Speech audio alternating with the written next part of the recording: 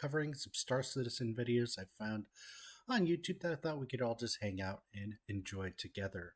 So, without holding back much longer, let's go ahead and check it out.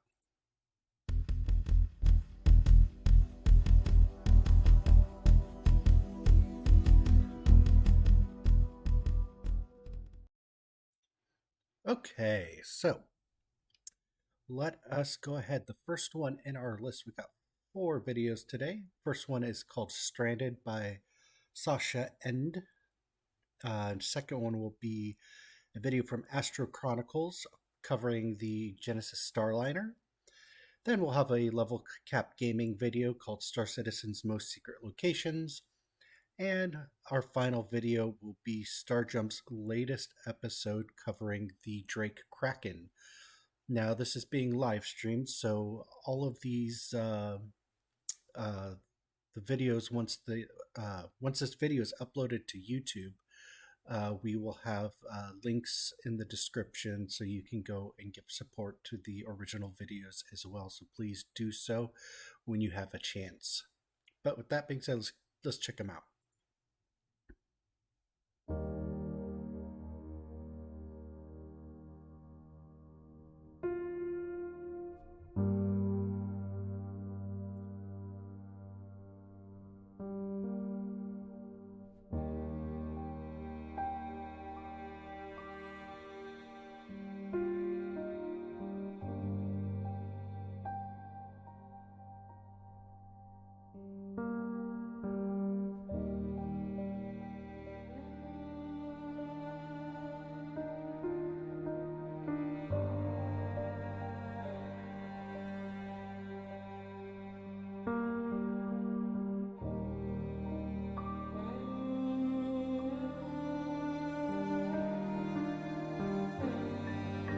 Good music so far, very atmospheric.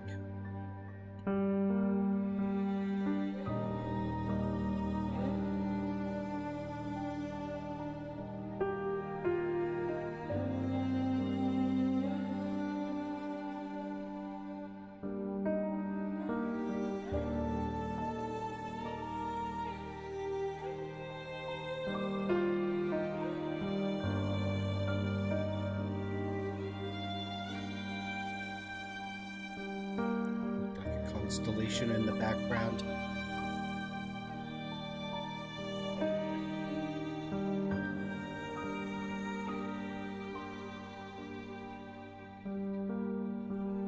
I mean, if anything, Star Citizen is definitely one of those, one of these games that is just so beautiful to look at.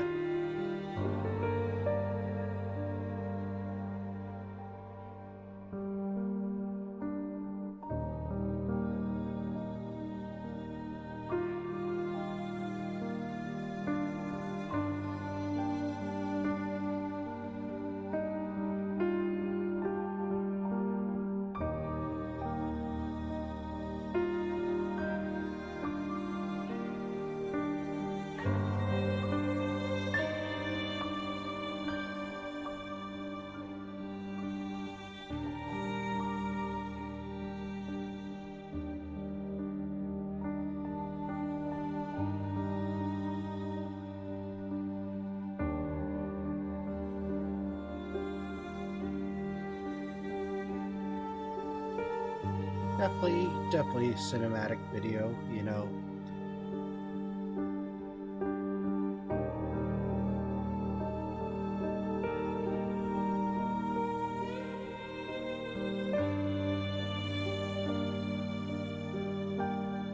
Interesting seeing the wind affect their character in the time lapse.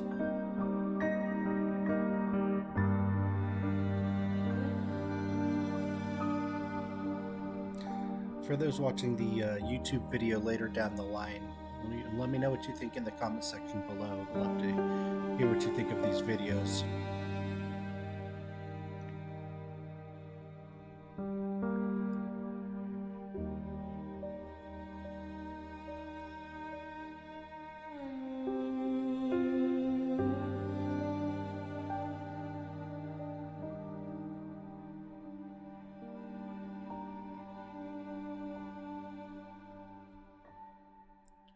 Yeah, awesome job. The music was absolutely beautiful.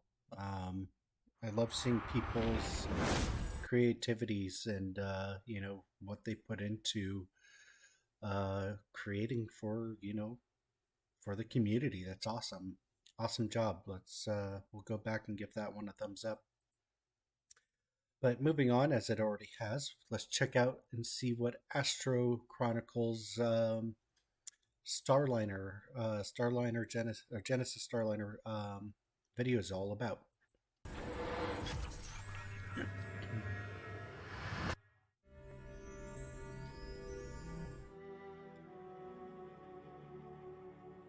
Such a pretty ship. It's one that I hope to own someday. The idea of passenger transport is an interesting career path, and I own the Spirit E1, and I feel as an introductory to passenger transport, that ship will be a nice starting point. I believe it can hold up to between 4 and 6 VIPs.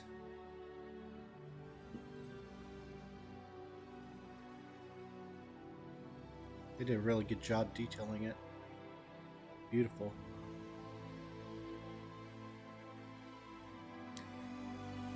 And the whole idea that, the Genesis is going to have modularity as well is very interesting for different styles of transport modules. Whether if you wanted to make the ship purely luxury or maximize on the amount of people that you can transport.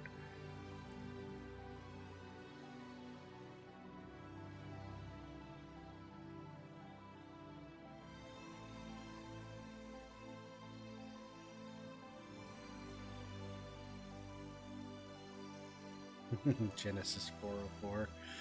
That's really funny. Nice nod out to the Origin 400i. Configurations: transit, private, racing, and military. Demo coming soon.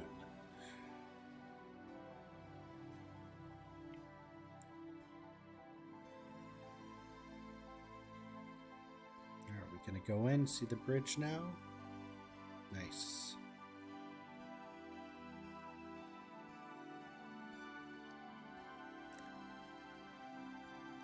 Really nice layout that they did for it.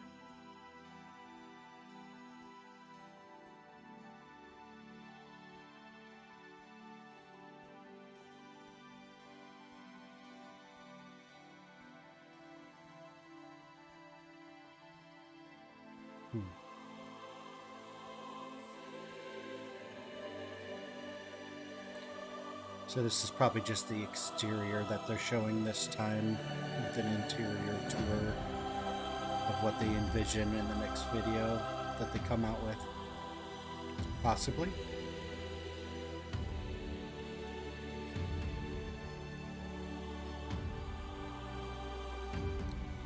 It is a beautiful ship, though.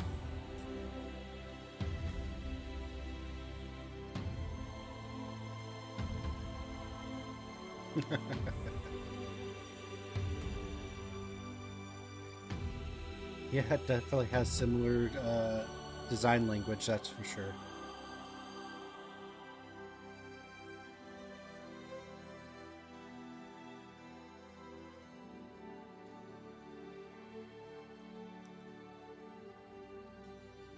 I'm curious if in lore maybe, people may call out Crusader for, having a similar design as the Banu Merchantman. Probably not, but would be interesting.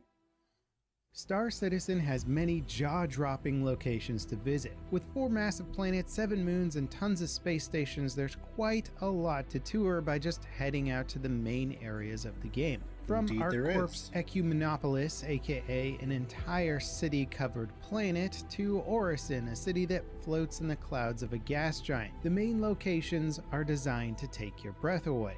But what about those lesser known locations? Maybe somewhere that doesn't show up on a map, or ones that are highly traveled but still have hidden treasures located within them. Star Citizen is loaded with secret spots, and today we're going to take a look at some of the coolest. Right after a quick word from our sponsor. The world we live in can make it really hard to eat healthy. My days tend to be fast and chaotic, and the last thing I have time to do is think about my diet, let factor box. Okay. Alright, let's get into Star Citizen's secret locations. And why not start way back at one of the very first secret locations in the game, the massive Javelin wreck in the deserts of Daymar. Now the Javelin is a huge destroyer-class ship used by the UEE Navy. These ships represent some of the biggest firepower in the verse, so to see one that's crashed and abandoned is a pretty rare sight. So rare that in fact there's only one in the entire system. Finding it can be a bit of a chore, as there's no missions or events tied directly to it. You'll have to follow directions very closely if you ever hope to actually locate the wreck. And while it's not the only way to see a Javelin in universe, as they do appear during specific timed events, this is the only version that has some semblance of a bridge that's modeled out. There's a good chance that the interior bridge design will have changed a bit for the final version of the ship, but it's still cool to see an early concept. It's also one of the few opportunities to really just see how massive this ship is compared to a person. When Star Citizen goes big, they go real big. Now the next location is Invite Only, the Cool Kids Club, or rather the Rich Kids Club. I'm of course talking about the Million Mile High Club, an exclusive location only available to those who purchased an expensive and now no longer available game package, or by getting 1,042 referrals for the game. If you're cleared for access, you can find the club at Area 18 on ArcCorp. Taking the elevator up will reveal a pretty swanky entryway into a lavishly decorated bar and lounge. Massive aquariums are on the walls with interesting chandelier type things hanging from above. There's a bartender and a few NPCs hanging around, but it's not exactly popping off. It would be kind of cool if there was something like an exclusive mission tree tied to this location that you could invite friends and org mates to participate in. At the moment though, there's really not a whole lot you can do here, but perhaps it'll get some love once more of the city interiors are further fleshed out. Next up is the Death Star Trench Run. Well, not exactly, but it is a really cool canyon river on Microtech that kind of looks like it. This location again is not marked for any missions, so you'll have to head out in search of it, but once you're there, the beautiful river canyon provides a fantastic makeshift racetrack for low flying and sightseeing. In fact, it appears that this or a similar location may even end up as an official racetrack at some point down the road. Now, because this river tech is relatively new, there's still a few rough spots around the edges and a floating, mineable rock right in the middle. Clearly, CIG is still working out some of the kinks, but this river system will eventually pave the way for other rivers and even lava flows. Did you know that Star Citizen has its very own version of Stonehenge? That's right, it's called Bennyhenge, and it's made of Big Benny's vending machines located in the Yella asteroid belt. And just like the actual Stonehenge, it's full of mystery. Who made it? How did they make it? What's its purpose? And how long has it been here? Who's that guy that clearly died trying to shake the vending machine? These are questions that we may never know the answer to.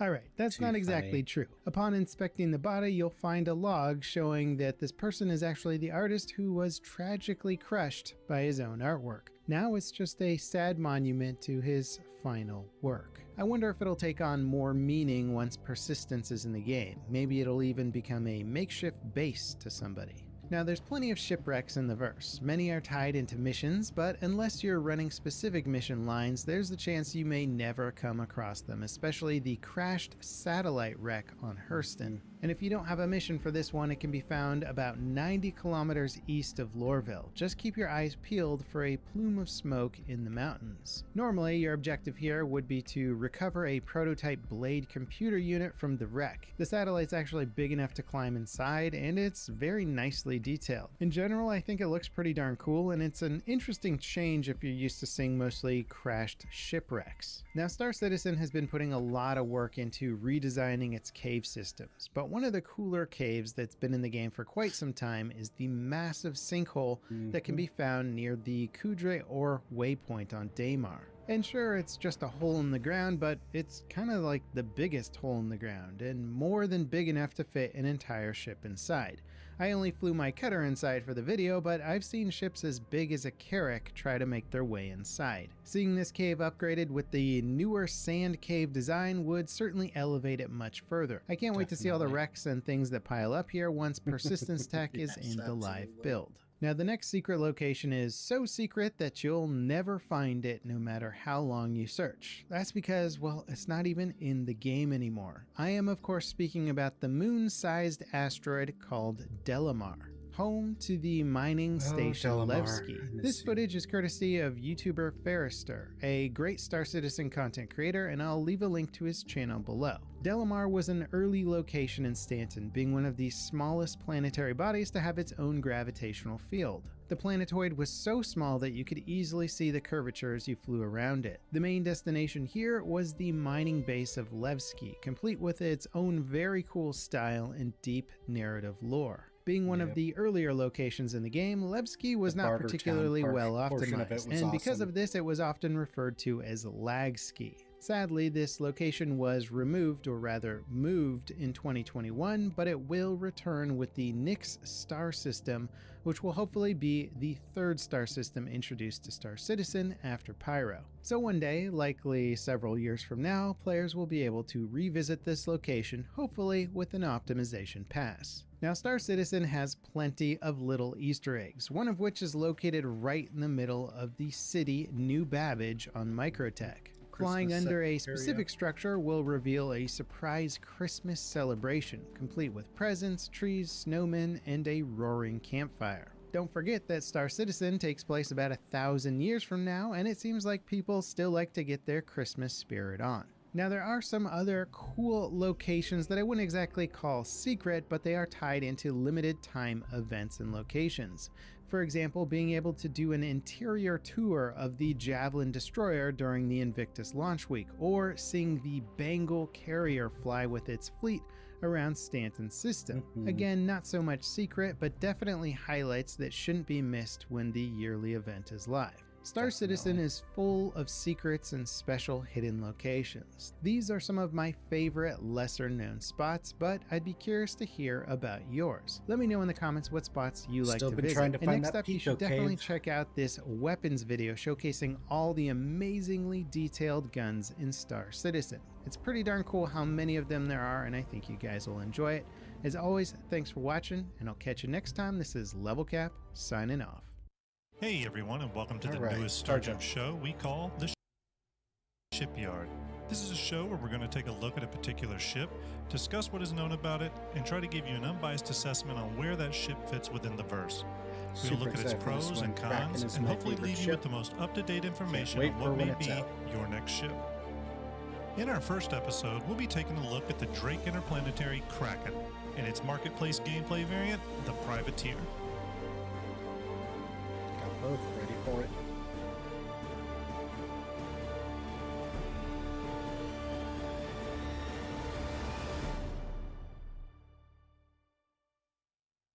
The Kraken was first mentioned in the December 2017 You Pick the Next Drake ship vote. It came in second with 37% of the votes cast, and it went up against what would become known as the Drake Vulture and Drake Corsair. Now, concept development was primarily handled by Paul Jones and Gavin Rothery, as well as other artists that helped out in smaller ways. The ship went through quite a few different permutations during its early concept development work. As you can see in these concept images, the ship went through several different designs before eventually landing on one with a strong similarity to that of a traditional aircraft carrier. With a large primary deck capable of carrying 2 medium-sized ships, and possibly larger ships depending on the arrangement. There are also 4 additional extra small decks on the starboard side and 2 internal extra small hangars just below those starboard decks. We'll circle back down to this layout in just a bit. Now, with the concept exploration phase out of the way, let's take a look at what was eventually revealed to the citizens. The Kraken was officially unveiled to the public at the 2948 CitizenCon along with the Anvil Valkyrie. CitizenCon in-person attendees were greeted by a massive physical model of the Kraken, created especially for its unveiling by the talented team over at JR Design and Fabrications. Yeah, it's amazing. The Drake mantra when referring to the Kraken is defending freedom and power to the people. The story behind the Kraken begins with Andon Arden, Drake's new CEO. Andon Arden wanted to lead Drake away from the controversy of the past and into a future where the Drake name became synonymous with protecting the people. The Kraken is envisioned as a mobile armored fortress that is completely self-sufficient, able to confidently protect the hard-working citizens of the verse, as well as give even the largest orgs a base to operate from. Researching the needs of the people, that's Drake's approach with the Kraken, and it's anchored in its adaptability. This represents the diversity of the Empire itself. The Kraken is classified as a light attack carrier and falls within a class of ships known as capital ships. And with over 3,792 SCU, the Kraken can definitely be considered a heavy lifter, and one of the few capital ships capable of offsetting its own upkeep costs through commercial trade and transport. In addition, the Kraken is considered to be a kind of mobile headquarters, bringing with it repair, rearm, and refueling capabilities. With its 6 external landing pads and 2 internal hangars, the Kraken supports a wide variety of ships. The Kraken also hosts a unique Dragonfly launching bay that can support up to 4 Dragonflies and possibly more. We'll get into more of the Kraken's internal layout with the cutaway that CIG provided in its original reveal. Okay, so with any ship still in the concept phase, it's important to remember these are just the currently announced specs, and that these are subject to change as the ship continues to move through the production timeline. First, let's get the Kraken's dimensions out of the way. The ship comes in with an overall beam of 104 meters, a height of 64 meters, Kraken by, and a length of 270 meters, making it one of the largest player-ownable ships in Star Citizen. The flight deck consists of the 2 medium-sized pads, 4 starboard extra small pads, and of course, the 2 starboard side internal hangars.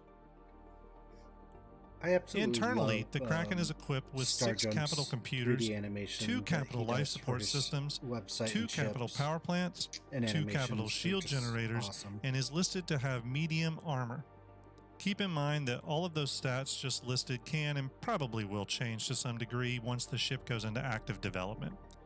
The Kraken supports a minimum crew of 10, however, to optimally cover all the Kraken's turrets, bridge positions, engineering and mechanic positions, as well as radar and scanning, etc., the Kraken could command up to 15 or more crew members to operate at peak efficiency. From an armament standpoint, the Drake Kraken is no slouch, sporting 1 size 8 man turret on the nose, 4 size 6 turrets spread out over the ship, and finally 4 size 5 remote turrets. The Kraken is able to lay down a significant amount of firepower in almost any direction.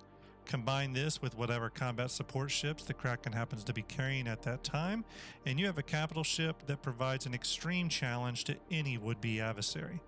In order to get such a monster to move, the Kraken is equipped with 8 capital main thrusters, 6 capital VTOL thrusters, 2 capital retro thrusters, and 12 capital maneuvering thrusters.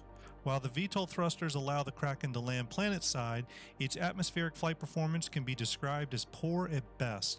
When landing such a large ship, it's best to plan ahead and deploy a scout ship to the surface first in order to seek out a suitable landing zone for the Kraken's captain to target. Okay, let's take a look inside the Kraken to get a better understanding of the ship's currently concepted layout. Please keep in mind that this ship has an absolutely massive amount of internal space, and there are some rooms that CIG plans to implement that are not currently shown on this cutaway.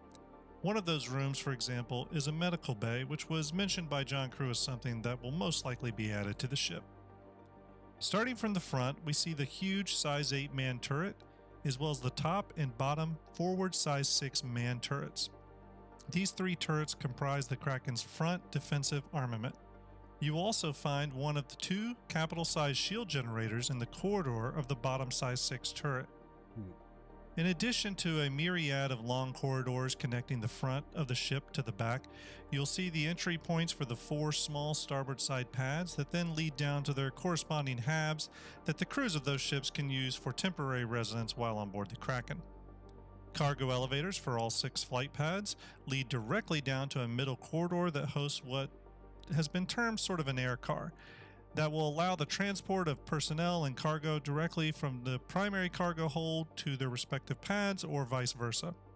The air car can carry up to 4 people and 12 SCU of cargo. Okay. Not seen in this cross section are the 2 internal hangars that are accessed from the starboard side of the ship. A bit further down, as we near the primary control tower of the Kraken, you'll see the 2 habs that are for the crew of the ships parked on the port side primary flight deck. Now we have reached the bulk of the interior space within the Kraken. Starting from the top and working our way down, we come across the bridge. The Kraken Bridge is a 2-level bridge with at least 5 and possibly more stations for crew. One of these stations is dedicated to the captain's seat. Directly behind the bridge is a small connecting room that leads to a planning room. This room is where movement planning, scanning, etc. will take place. Sitting just behind the planning room is a room with no currently assigned role. This could be where a medical suite could be added, for example. Behind that room is the access point to the top-mounted size 6 man turret.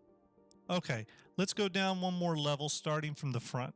We have a stairway that leads from the bridge area down to the break room, and then further down to the Kraken's exterior exit to the primary deck. This is the entry point where someone landing on the large primary flight deck could quickly be able to come up into the Kraken's main tower and take the stairwell up to the bridge or crew room, etc. You can expect this door would be heavily defended in the event of a boarding party attempting to make a hostile entry into the Kraken's interior. Now, directly behind the stairwell is the break room. You can expect a decent-sized kitchen, tables, as well as restroom and other facilities.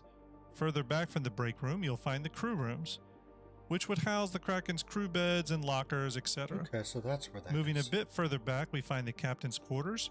With the amount of room the Kraken has, there could even be an opportunity to add, say, an XO quarters or something like that. Going another level down, we reach the massive internal fuel storage tanks of the Kraken.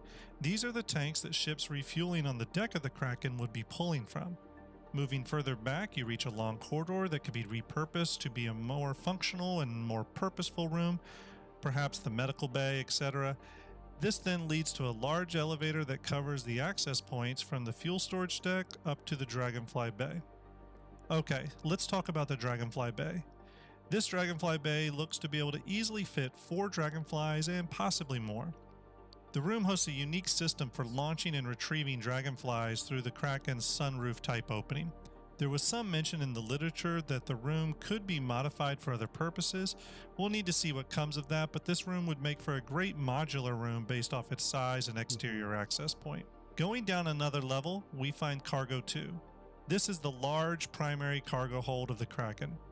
With 3,902 SCU, the Kraken is able to hold an absolute massive amount of cargo, enough to help offset the cost of operating such a big ship. The cargo area has direct access to the air car, and can then easily transfer cargo from the hold to the waiting ships or vice versa. Back a bit further from the Cargo 2 area, you have access points for the port and starboard side man turrets. These are size 4 dual turrets. Further back, we reach the cavernous main engineering area. From the concept art, it looks to host several user stations for work to be done at, and with the Kraken's massive size and long corridors, any engineering team is going to need a few mechanics that can be dispatched to different parts of the ship to handle mechanical issues that arise. Last but not least, we reach Cargo 1. This cargo is part of the primary SCU grid, but looks to be more easily positioned to be placed on the large drop-down freight elevator that goes to the ground level. This is where you would move cargo that you were planning to remove at your next stop for easy offloading. This comprises the current concepted layout for the Drake Kraken. With room to spare, you can bet some new rooms will be added in the production phase, as well as various changes to this layout. This could include things like a medical bay, XO quarters, brig, repair bay, etc. Now let's discuss the Drake Kraken Privateer, the traveling marketplace variant of the Kraken that was announced in 2019. The privateer internal changes are quite a departure in terms of the ship's layout and offerings. The primary difference with the privateer is that it sacrifices a large majority of the base variant's cargo capacity in order to outfit the ship with 8 separate stores featuring 189 SCU each of merchandise. In addition to the 8 public stores, there are 2 additional private or black market stores with an additional 189 SCU each of merchandise. However, the addition of these marketplace stores brings the privateer's total cargo capacity down from 768 SCU from the 3,792 SCU of the base Kraken variant. An important thing to note regarding both variants of the Kraken is that the player will be able to switch between the 2 variants through a prolonged dry docking of the ship at a capital shipyard or Cousin Crows. It's important to note, however, that this conversion will likely be time-consuming and rather expensive, so it won't be something you'll be doing every day. The Kraken's primary role is that of a light attack carrier. Its job is to transport ships and supplies to far-off destinations, while at the same time being mostly self-sufficient and able to defend itself with a multitude of turrets at its disposal. With its numerous HABs, cargo space, refuel, repair, rearm capabilities, the Kraken is well suited to act as your org's mobile HQ. With the Kraken being such a high value asset in any org and its primary role being that of carrier, it's not the ship you want to be leading the charge into battle. In combat, staying towards the rear will maximize the Kraken's support capabilities and survivability, and allow you to keep the rest of your org's fleet primed and ready for the frontline combat. However, we really need to discuss the flexibility of the Kraken. This flexibility is really one of its primary selling points above other capital ships. The Kraken is set up to perfectly support everything from combat to heavy industrial support roles. You could easily use the Kraken to act as a way station for your org's fleet of salvage ships. You could operate 8 to 10 Vultures easily via the Kraken's primary and secondary flight decks, with RMC being offloaded from the Vultures and put into the Kraken's massive cargo bay. Or you could offload the Vultures from the Kraken's 4 starboard side pads onto a waiting Caterpillar that's parked on the larger deck. Because remember, if it fits, it sits, and the Caterpillar will actually fit with some creative landing angles. The Kraken could also support mining and commercial shipping operations in much the same way. It could both act as a final destination for prospectors and expanses, or it could act as a way station to transfer those goods to waiting cargo ships. The Kraken is able to support combat missions with its ability to host a wide variety of combat ships on its unique deck configuration. Imagine a Kraken with 2 Eclipses and 4 Buccaneers on its top deck, and you begin to see the lethality that the Kraken is able to support. With all that flexibility, it's sometimes easy to forget that the Kraken can be converted in dry dock to its other configuration, which is that of the aforementioned privateer. This brings a whole new earning system to the Kraken owner in the form of merchant gameplay. Merchant gameplay may, depending on the direction CIG takes with it, become a great passive gameplay loop that allows Kraken owners to pay for what will probably be massive upkeep, fuel, and maintenance costs associated with such a large capital ship. Ultimately, the Kraken is unique in its ability to adjust its role and usage to fit the player better than pretty much any other capital-sized ship. This could be considered a value add, especially because, whether you purchase in-game or pledge for it with real money, the Kraken's features don't lock you into a specific type of gameplay loop. No, it doesn't. And finally, if a capital ship could ever be considered more of a daily driver than others, the Kraken would be that ship. Okay, let's talk about the issues with the ship in its current concepted state.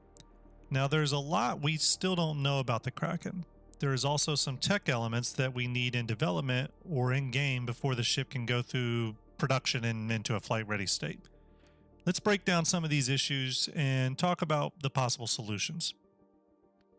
One of the Kraken's best features is also one of its most problematic, the open flight deck. While the Idris is hampered by the fact that its ships can't get around one another in the hangar bay because of the very limited area, and for the fact that they will need to both take off and land in an orderly fashion, this is something that Idris owners will need to think about if they look at their Idris specifically for its carrier capabilities. The Kraken avoids all this with an open flight deck concept. Ships can land and take off whenever they need to and pretty much from any direction. This instantly makes the Kraken the superior carrier. And while yes, the Kraken's deck is not enclosed like the Idris, ideally the Kraken should be deploying its ships just outside the combat zone. However, this open flight deck also creates an inviting target to would-be trolls in the verse. People just landing on the Kraken whenever they feel like it could cause some serious issues with the ship and its operations in crowded areas. What is required is tech that allows us to turn gravity on and off throughout the different flight deck pads. Now, we know through resource management demos and the fact that ships actually use grav plating that this sort of control via a console on the Kraken should be doable. Idea. However, we have not heard anything from CIG regarding deck grav plating control. Let's hope this is addressed, as this would create an interesting role in the Kraken in that of a sort of deck controller operator mode. Now for issue number 2, and this is an issue prevalent on all large to capital size ships: permission and security controls. Ships like the Kraken, with its numerous entry points, really need robust security controls on all of its doors that can be controlled via a master console on the bridge. Currently, the Kraken has 2 docking collars, 5 deck side entry points, 2 hangar doors, and an underneath elevator that can all be used to gain access to the ship's interior. So having a very high-level view of all these access points and their current security setting will be critical to help securing these massive vessels.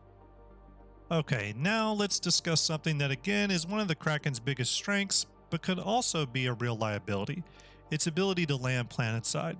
Currently, we have seen how big ships such as a Starfarer behave in atmosphere. They are expectedly slow and arduous to get to and from the ground safely.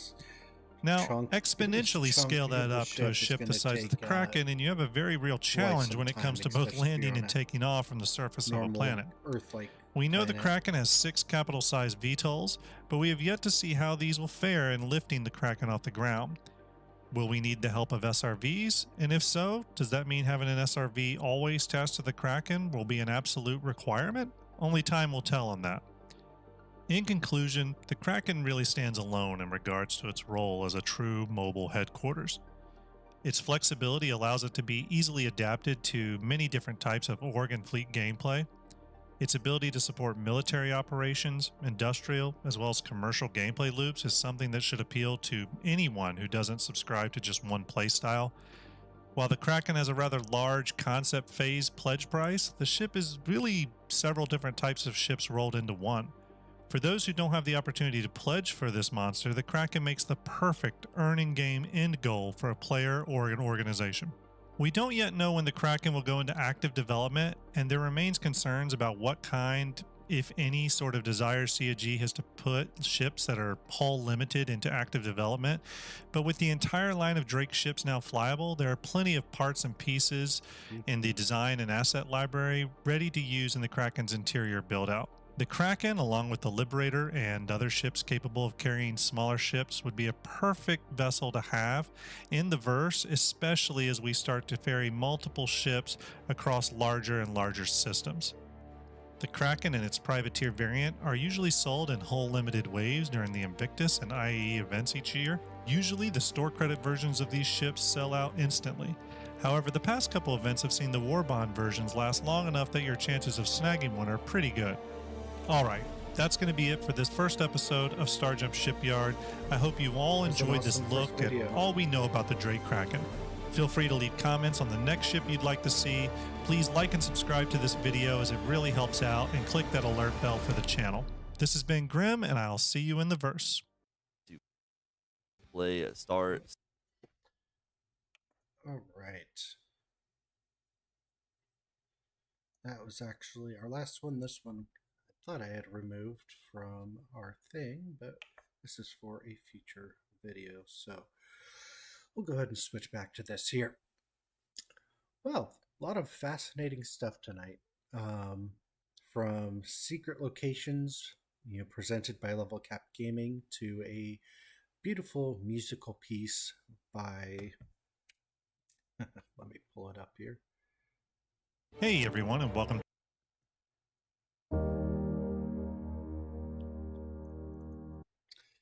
by Sacha Ende, and then looking over the Genesis Starliner with Astro Chronicles. A lot of fascinating stuff that we were able to check out.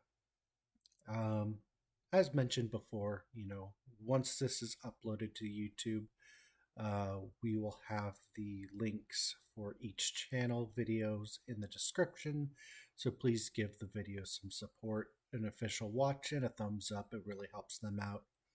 And speaking of which, if you enjoyed this video and you're watching on YouTube, consider giving it a thumbs up and subscribing.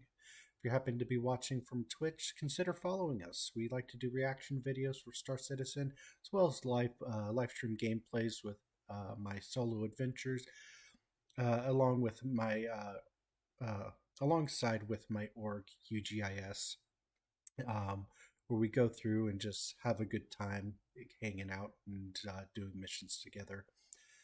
But with that being said, I think we're going to end the video here. We're approaching 40 minutes. I thank you all who watched, and to those on YouTube watching this later, I thank you as well, and I hope you guys have a wonderful evening.